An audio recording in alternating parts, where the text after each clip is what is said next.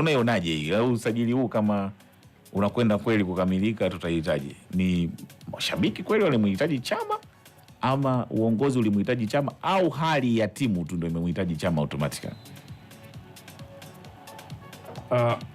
Kuna msemo mmoja wa kizungu unasema ile double wish. Kwa hiyo matakwa ya pande zote. Ndio. Salama anataka, Musa anataka. Hiki kwa kauli ambayo umetumia inaonekana haya ni matakwa ya pande zote. Matakwa ya uongozi, lakini pia matakwa ya mashabiki. Ukianza kuangalia kwenye upande wa mashabiki, ndio, katika mpira wa Tanzania kuanzia msimu wa 2017 mpaka leo hii, yapo majina mengi ambayo yamevuma, kwa maana yamefanya vizuri kwa kuweka numbers, lakini pia uhalisia. Ukija kuangalia katika yale majina matano ambayo yametajwa sana, jina la Chama ni miongoni mwa majina hayo.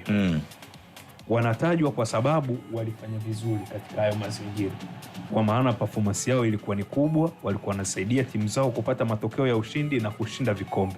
Kwa hiyo unavyomrudisha Clatous Chota Chama kwenye kikosi cha Simba, ni hali ambayo ipo sasa hivi kwa upande wa mashabiki hawaelewi kinachoendelea kwenye kikosi chao.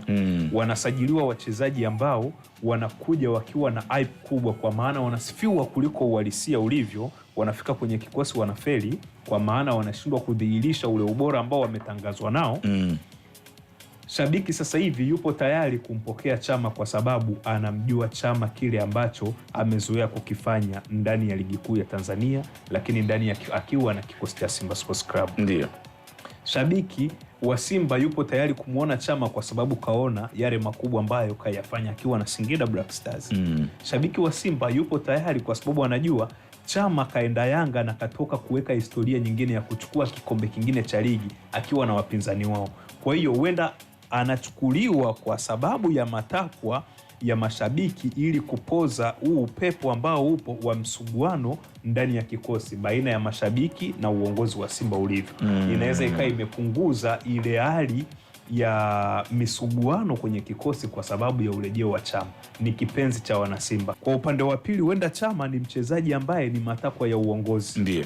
Wakishirikiana pia na benchi la ufundi. Ukiangalia kwenye upande huo, sokoni kwa sasa hivi kwa dirisha dogo hili la Januari ni ngumu kumpata mchezaji bora ambaye anacheza kwenye nafasi ambayo una uhitaji nayo, akiwa anatokea kwenye timu ambayo wana malengo ya kwenda kushinda ubingwa. Na aina ya wachezaji wa Clatous Chota Chama wenye ubora ama wanaokaribia daraja lake ama waliopo kwenye daraja sawa na yeye, wanapatikana kwenye hivyo vilabu vikubwa ambavyo malengo yao ni kushindania makombe.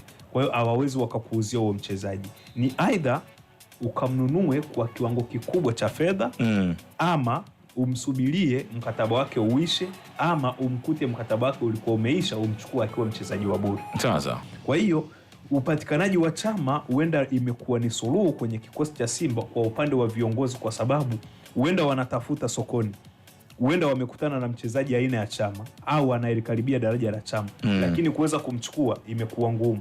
Anayepatikana kwa wepesi ni Clatous Chota Chama mwenyewe. Sasa unamwangalia Chama na kwenye kikosi chenyewe cha Simba wachezaji ambao wanamudu kucheza kwenye nafasi ambao yeye tumezoea kumuona akicheza. Ndio.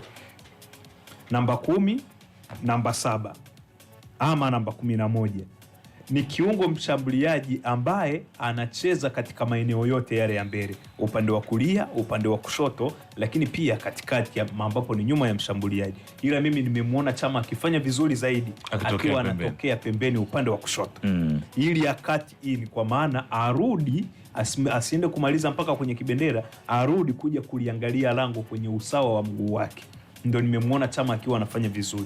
Sasa kwenye kosti ya Simba ambaye anacheza katika hiyo nafasi ni nani? Elim Panzu. Ukija kuangalia mazingira ambayo Salama alikuwa anajaribu kuyatengeneza kuhusiana na namba 10 wa Simba kwa msimu uliopita, ambaye alifanya vizuri kwa upande wa numbers. Jean Sharea wa. Unajua kuna msemo mwingine wa Kiingereza unasema hivi, numbers don't lie but reality is real. Siku zote namba huwa hazidanganyi, lakini uhalisia ndo ukweli. Namba za Jean Sharea wa ni nzuri sana, lakini ukimleta kwenye uhalisia kile alichokuwa anakifanya uwanjani ni mchezaji wa moments ambaye anacheza mpira wa darasani, tunasema ile basic football. Ana ule uwezo mkubwa wa kipekee ama wa kuzaliwa nao ambao anaweza kauongeza kwenye kikosi kufanya kitu cha ziada ambacho kipo nje ya maelekezo ya mwalimu. Kwa hiyo namba zake zilikuwa zinamsupport, lakini ukimleta kwenye uhalisia unamkataa.